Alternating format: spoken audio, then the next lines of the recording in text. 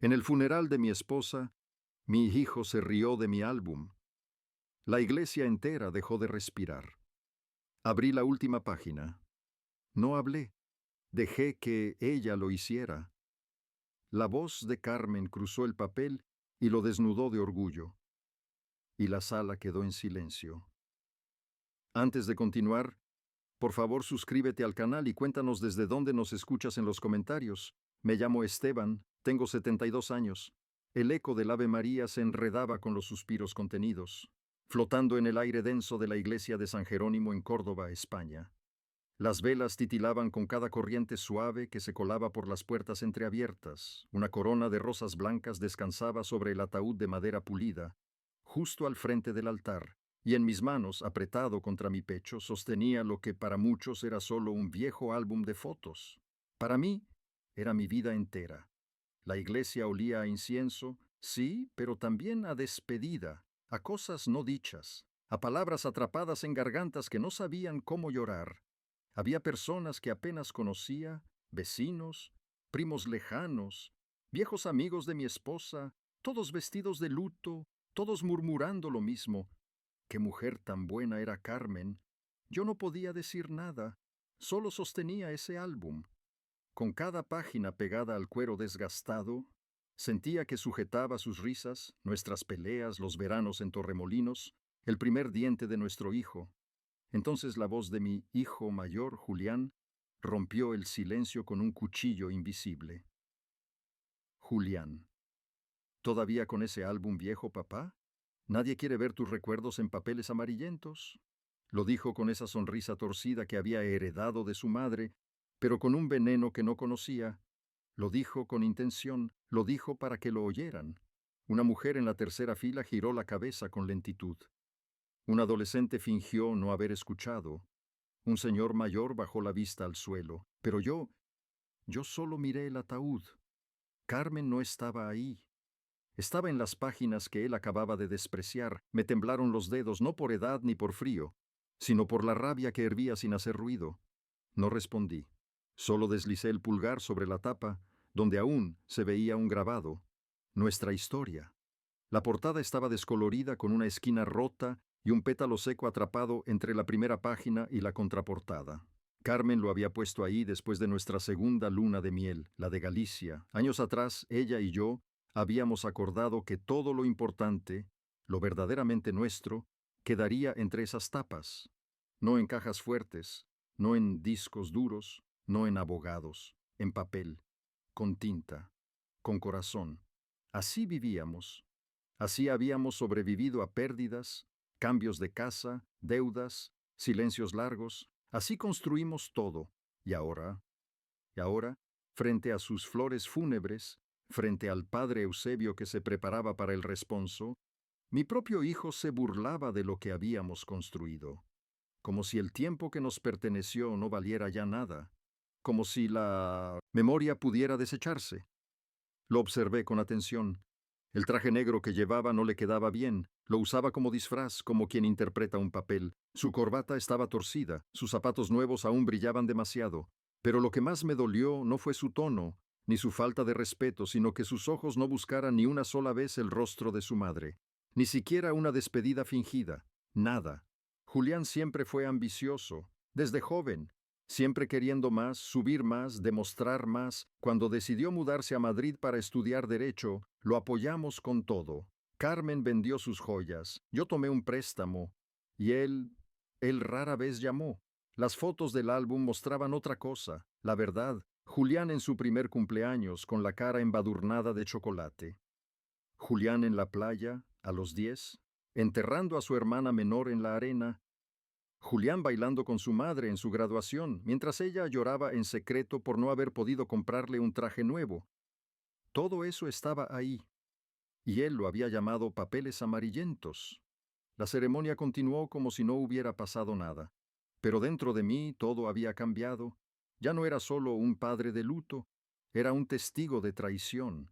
El padre Eusebio hablaba de la vida eterna, del descanso del alma, del amor perdurable, y yo pensaba en la última página, esa página que Carmen había sellado con cinta en la contraportada, la misma que nunca quiso que leyéramos mientras ella viviera, la misma que me pidió, una semana antes de morir, que no abriera hasta su funeral.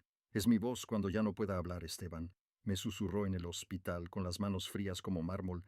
Pero asegúrate de que la escuchen todos, especialmente Julián. La noche anterior al funeral, estuve tentado a romper el sello, pero no lo hice, porque sabía que su dignidad merecía algo más que mi impaciencia, sabía que el momento llegaría y llegó. El murmullo de la misa se fundía con las lágrimas contenidas, los violines sonaban a través del altavoz, y yo, sentado en la primera fila, apenas escuchaba. Solo repasaba mentalmente las palabras de Carmen.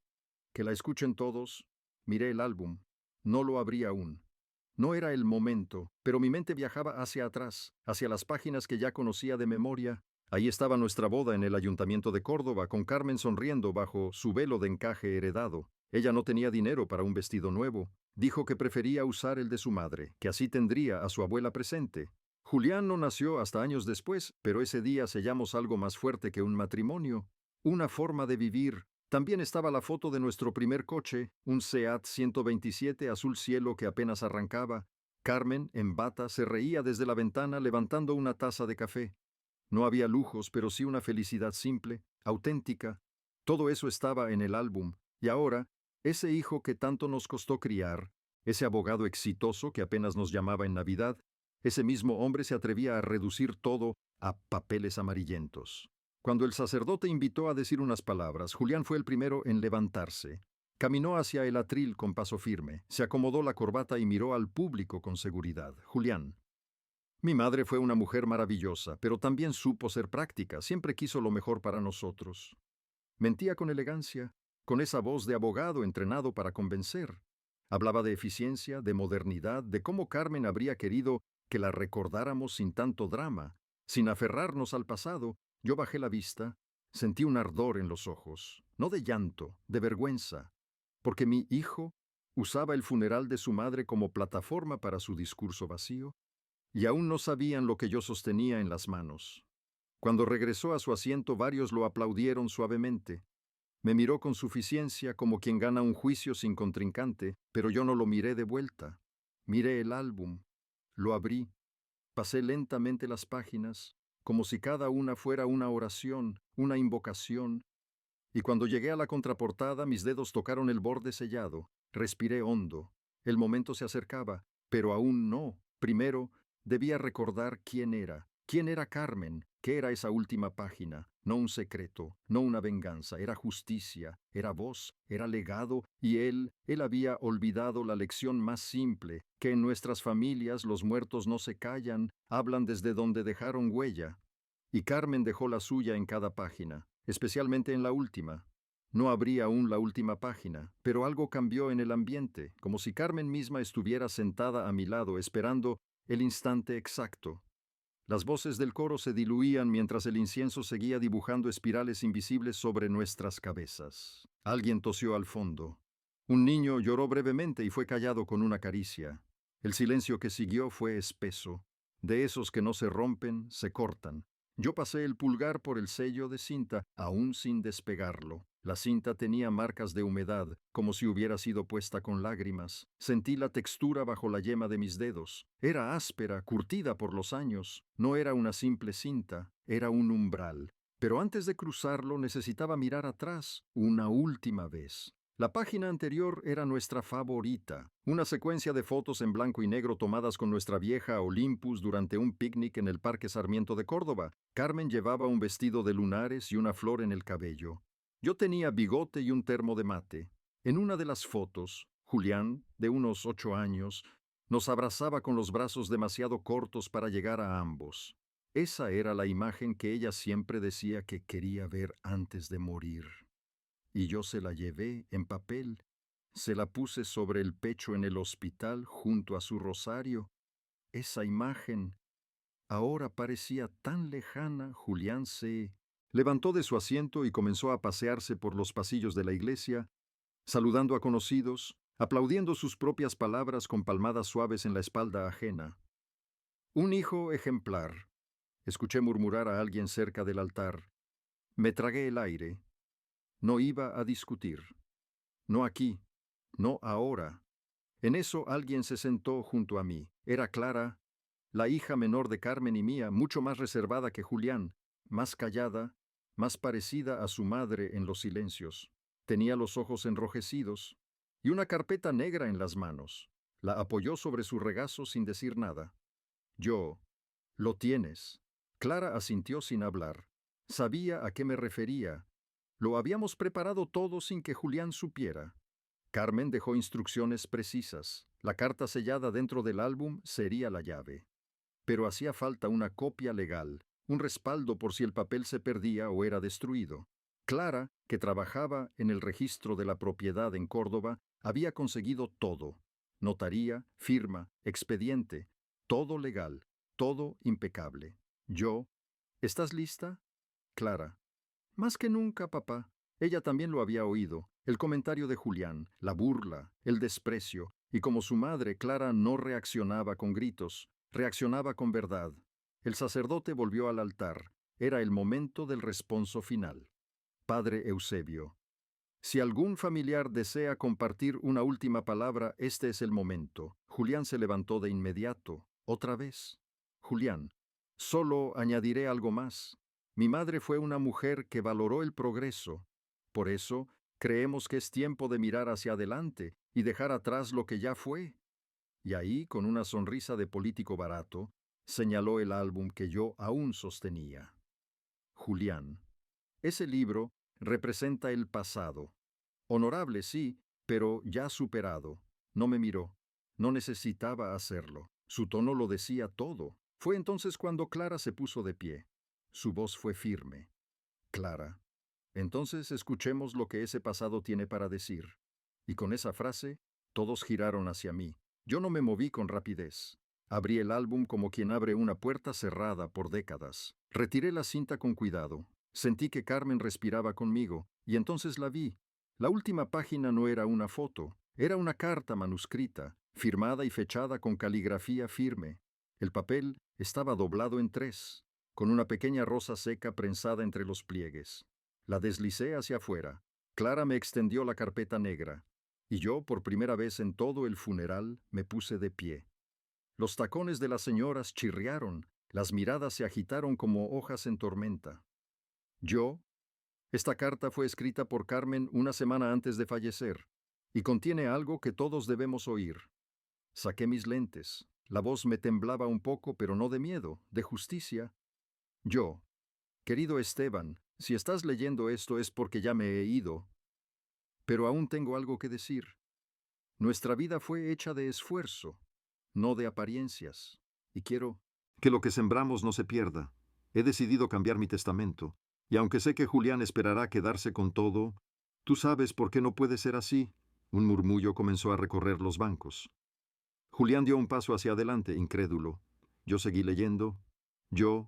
Porque un hijo que olvida, que humilla, que finge amor solo cuando conviene, no merece heredar más que su propia soberbia. Dejo la casa de Córdoba a Clara. Dejo mis ahorros a mis nietos, y a ti, mi Esteban, te dejo lo más valioso. Nuestra historia. Protégela. No dejes que la sepulten con flores vacías. Las últimas líneas estaban manchadas. Carmen debió llorar al escribirlas. Julián, eso no tiene validez legal, es solo una carta. Clara dio un paso adelante, alzando la carpeta negra. Clara. Está registrada ante notaría. Número de expediente 6389 CC 2025. Sellado en el juzgado de Córdoba. ¿Quieres discutirlo legalmente, Julián? La iglesia entera se quedó helada. El eco no era de Ave María ahora. Era de una verdad más poderosa que cualquier misa. Julián se quedó paralizado. Sus manos apretaban los costados de su traje como si quisiera arrancárselo. Ya no era un abogado seguro. Era un hijo expuesto. Yo cerré el álbum con calma. Carmen había hablado, y todos la habían escuchado. Ese día aprendí que el sonido más fuerte en un funeral no es el llanto, ni el canto, ni el rezo. Es el sonido de una verdad que nadie esperaba oír. Después de leer la carta, el mundo no volvió a sonar igual. Los bancos crujieron al unísono cuando varios asistentes se incorporaron, tal vez por respeto, tal vez por incomodidad. No era el típico funeral que esperaban. Las flores blancas sobre el ataúd ya no eran solo un símbolo de paz, sino testigos mudos de una verdad que había dormido demasiado tiempo bajo silencio. El olor a incienso se mezclaba con un perfume más humano, el del sudor nervioso, el de las lágrimas contenidas, el de la tela negra que rozaba al sentarse y levantarse. Julián no dijo nada al principio. Su rostro estaba rígido, pero sus ojos ya no tenían esa arrogancia de minutos atrás. Ahora tenían otra cosa, algo más humano, algo entre el pánico y la incredulidad. Una vena se le marcaba en la sien, sus dedos apretaban los costados del banco y la respiración le salía entrecortada. Yo no lo miré más. No lo necesitaba. Había algo más importante que hacer. Clara extendió el documento frente al sacerdote, quien, aunque sorprendido, asintió con solemnidad. El padre Eusebio era hombre de fe, pero también conocía bien las leyes de Córdoba. Había sido párroco de muchas familias influyentes. Sabía cuándo una confesión venía del alma y cuándo del papel sellado por un juzgado. Su sotana crujió suavemente al inclinarse sobre la carpeta. Padre Eusebio, en nombre de doña Carmen López de Villena, su deseo fue ser escuchada incluso después de partir.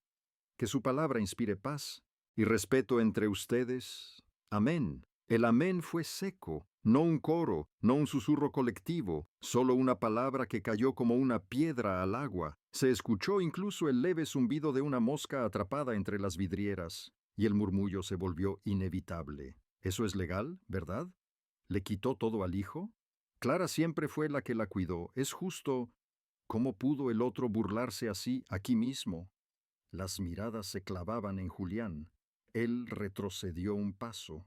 Buscó su asiento, pero lo encontró ocupado por su propio silencio. El eco de los pasos ajenos, las toses, el crujir de las rodillas al levantarse, todo se convirtió en un juicio sin juez ni toga. Yo me acerqué lentamente al altar. Deposité el álbum, ya cerrado, sí, sobre el ataúd. Mis dedos rozaron la madera. Sentí su temperatura tibia, como si Carmen aún estuviera allí, diciéndome bajito: «Gracias, Esteban». Cerré los ojos un instante. Escuché el roce del rosario sobre el féretro, el leve crujido del pétalo seco dentro del álbum. Luego bajé la mirada. En una de las ranuras laterales del féretro alguien había colocado una estampa de la Virgen del Rocío. Era antigua, doblada por la mitad. La había puesto mi nieta mayor, Lucía, y al verla entendí algo. El legado de Carmen no era solo legal, era emocional. Había generaciones observando, no solo a Julián, a todos nosotros. Los niños en las primeras bancas jugaban con los extremos de los pañuelos, pero de reojo miraban a los adultos, aprendiendo sin saberlo. Cuando regresé a mi asiento, Clara se inclinó hacia mí. «Clara, ¿crees que él reaccione?» Yo: «Ya lo hizo, solo que aún no lo sabe». Y entonces Julián finalmente habló. «Julián, esto es un malentendido. Mi madre me amaba, siempre dijo que yo era su orgullo». Su voz temblaba. No por emoción, por descontrol. Cada palabra parecía escapársele de la lengua, como si no hubiera ensayado para esta escena. «Julián, esto es injusto. Ella no estaba en su sano juicio cuando escribió eso». Clara se levantó, sacó un segundo papel. Lo desplegó despacio para que todos vieran el sello azul en la esquina. «Clara, examen psiquiátrico emitido por la Clínica San Rafael. Doña Carmen López conservaba plena capacidad cognitiva, firmado y sellado. El papel llevaba la fecha, el logo de la clínica y la firma del médico responsable. Un experto, impecable, sin espacio para dudas. Hasta el tipo de letra parecía más firme que la voz de Julián. Julián enmudeció. La saliva se le acumulaba en la comisura de los labios. Se pasó la mano por el cabello, intentando recomponer la compostura que ya no tenía. La señora Rosario, amiga íntima de Carmen, susurró desde la tercera fila. «Rosario». Hasta en su última decisión fue sabia. Su frase se propagó como chispa. Lo que vino después no fue violencia, fue aislamiento, social, moral, emocional. Julián ya no tenía dónde posar la mirada. Nadie lo sostenía, nadie lo defendía. Los que minutos antes le daban palmadas ahora le daban la espalda. Salió de la iglesia sin despedirse, sin mirar atrás. Lo vimos desaparecer entre los arcos de piedra del pasillo central. Su sombra se alargó por el suelo en mosaico, deformándose con cada paso. Una brisa se coló por las vidrieras, removiendo los cirios encendidos. La luz titilaba sobre el féretro como si Carmen misma estuviera respirando a través del fuego. El sonido de las hojas de misal al pasar era ahora como un susurro de aprobación. La misa continuó. Yo apenas escuchaba. Mis pensamientos estaban atrapados en otra época. Recordé cuando Carmen y yo peleamos por primera vez, por una tontería. Ella quería enmarcar una foto nuestra, y yo no veía necesidad. ¿Para qué ponerla en la pared si ya la tenemos en el corazón? Dije. Carmen me respondió sin mirarme. Porque a veces el corazón se olvida, y la pared lo recuerda. Ahora lo entendía todo. Ese álbum era nuestra pared, su carta, el último marco. Esa noche, ya en casa, me senté en la sala con Clara. El álbum entre nosotros. El reloj marcaba las 11:30. La casa olía a café recalentado y a madera antigua. Las cortinas estaban medio corridas, dejando entrar la luz anaranjada de la farola de la calle. Lucía, mi nieta, se acercó descalza con una mantita en los hombros. El pelo aún húmedo del baño le caía en mechones sobre la frente. Lucía, abuelo, ¿puedo ver las fotos? La miré.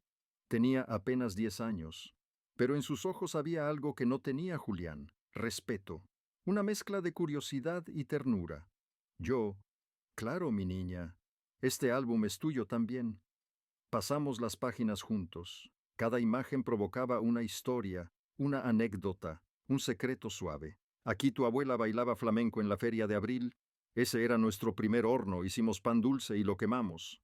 Mira aquí, Clara disfrazada de abeja en su primer colegio.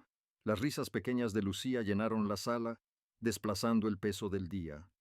Clara la miraba con los ojos brillantes, sin decir nada, y entonces llegamos a la última página. Clara la miró en silencio. La rosa seca seguía allí, aún perfumada con algo indefinible. Un aroma mínimo, casi fantasmal, como si fuera la respiración misma de Carmen atrapada entre fibras. Lucía, ¿qué dice la carta? Yo la tomé y leí la última línea en voz baja. Yo, a mi familia les dejo mi amor, a quien me escuche con el alma le dejo mi legado. Cerré el álbum. Lo apreté contra mi pecho. Carmen no solo me había dejado una carta, me había dejado una manera de seguir viviendo. La mañana siguiente al funeral, el timbre sonó justo antes del alba. Me levanté despacio, aún con la ropa de la noche anterior arrugada sobre el cuerpo. La camisa me oprimía los hombros, impregnada del olor a incienso que todavía flotaba en mi piel. No había dormido bien. No por tristeza, esa ya era parte de mí, un huésped silencioso instalado en el pecho, sino por esa extraña calma que se instala después de una verdad revelada. Como si el mundo estuviera en pausa, como si, por primera vez en años, el tiempo me pidiera que respirara sin miedo. Al abrir la puerta lo vi. Julián, sin traje, sin corbata, con la barba sin afeitar y los ojos hundidos, oscuros como pozos en los que no había más fondo. Tenía las manos vacías, ni flores, ni papeles, ni excusas. Solo él, con el rostro de un hombre que había visto derrumbarse su propia torre de marfil. Julián. Papá. Esa palabra pesó más que toda la misa del día anterior, más que sus discursos, más que sus silencios orgullosos. Fue una grieta en su coraza. Yo no le respondí, solo lo miré, esperando que dijera algo más. Julián tragó saliva. Sus labios se movieron, temblorosos. Julián. Necesito hablar. No vine a pelear. Sus hombros estaban caídos. Ni rastro del abogado seguro de sí mismo. Ni rastro del hijo que alzaba la voz para imponerse. Era otro hombre, o quizá el mismo de siempre, pero sin máscaras. Lo dejé pasar. Caminó hasta el salón como quien vuelve a un lugar del que no se siente digno. Sus pasos resonaban sobre el suelo de madera, lentos, casi tímidos. Se sentó en la orilla del sofá, mirando al suelo. No sabía dónde poner las manos. Yo, ¿vienes a cuestionar la carta de tu madre? ¿A impugnarla legalmente? Julián negó con la cabeza. Lento, derrotado. Julián, no vain por eso. Guardó silencio unos segundos. El reloj de pared marcó cada tic-tac como un martillo. Luego sacó un sobre arrugado del bolsillo de su chaqueta. Lo extendió con torpeza. Julián, encontré esto en la guantera del coche. Es otra carta. Para mí. No sé si mamá la escribió antes o después de la tuya. Me la entregó. El sobre tenía manchas de café y una esquina doblada. Lo abrí con cuidado. Reconocí la caligrafía de Carmen al instante, firme, recta, con esa forma suya de inclinar la C como un lazo, y algo en mí se tensó. Comencé a leerla en voz baja, pero a la tercera línea me detuve. Yo, léela tú. Julián tomó aire. Sus manos temblaban y leyó. Julián. Hijo, si estás leyendo esto, es porque lo necesitas, no porque lo merezcas. Nunca fuiste un mal hombre, pero sí un hijo lejano. Te rodeaste de gente que aplaude tus logros, pero no te dice la verdad. Te volviste un extraño para esta familia, y lo peor de todo, olvidaste de dónde vienes. La voz de Julián se quebró en la última palabra. Julián. No te desheredo por castigo, sino por justicia. Tu hermana me cuidó cuando ya ni tú recordabas mi cumpleaños. Tu padre aguantó tus desprecios por años. Yo simplemente ya no quiero fingir. No busques culpas afuera. Mírate al espejo y cambia, si aún puedes. Cuando terminó, no dijo nada. La carta le temblaba entre los dedos. El papel crujió como si también llorara. La dejó sobre la mesa, al lado del álbum. Tu madre no necesitó abogado para decirte eso, le bastó el corazón. Él asintió. Su rostro se contrajo en una mueca que no era llanto, pero tampoco orgullo, y luego algo cambió en su mirada. Julián, papá, ¿qué vas a hacer con la casa?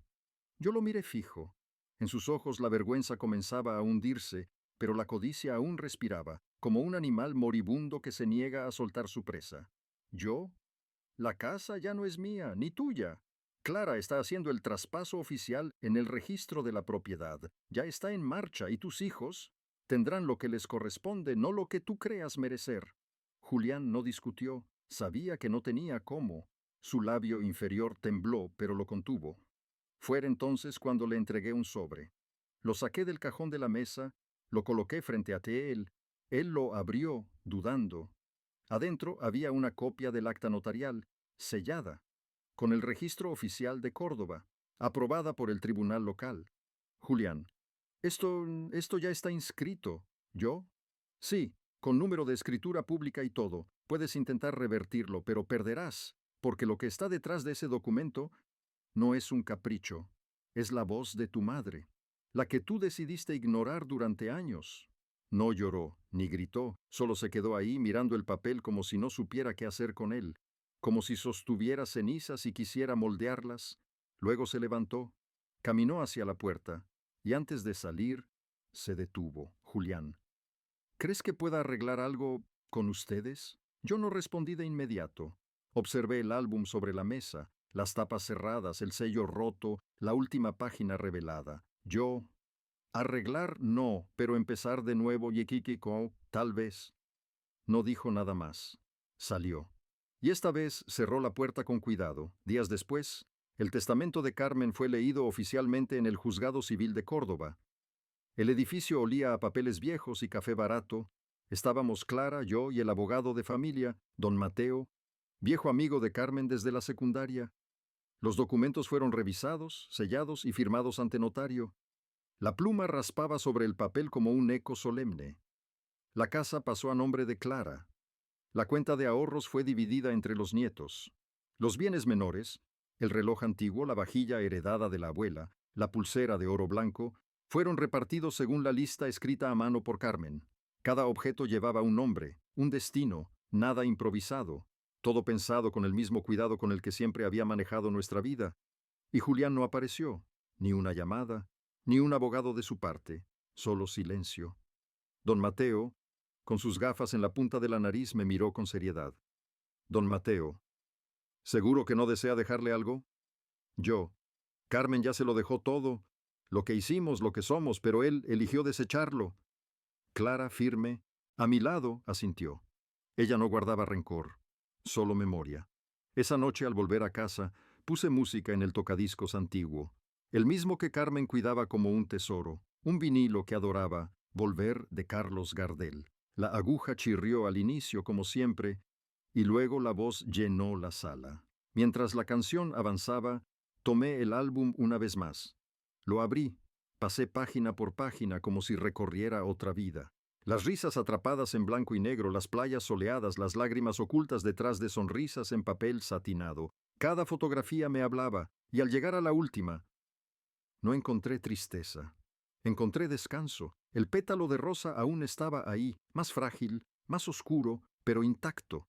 Lo tomé con cuidado y lo guardé en una cajita de madera junto a mi anillo de bodas. Y antes de cerrarla, añadí algo más. Una pequeña foto mía con Carmen, en una plaza de Granada, abrazados, riendo bajo la lluvia. El flash la había tomado borrosa, pero esa imperfección era su verdad. Esa sería mi forma de decirle, sí, cumplí tu última voluntad, y también, gracias por enseñarme que hasta en la muerte se puede hablar con fuerza. Una semana después la casa volvió a llenarse de voces, pero esta vez no era por una misa ni por una disputa.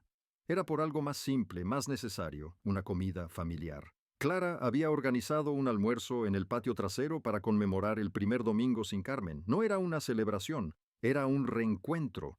Había tortillas de patatas, pan